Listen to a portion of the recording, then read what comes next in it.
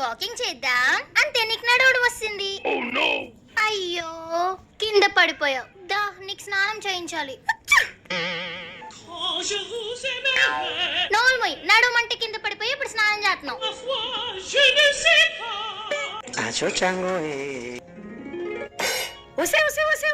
ఈ టైంలో ఎందుకే వాడికి స్నానం చేసినావు?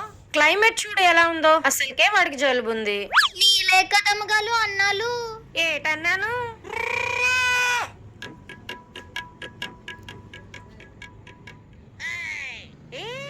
ఆగు.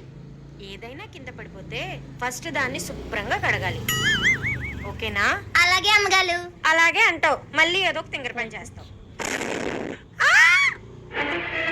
నువ్వు ఇచ్చే షాకులకి షాకింగ్ ఎక్స్ప్రెషన్ కూడా మర్చిపోయాను కదే.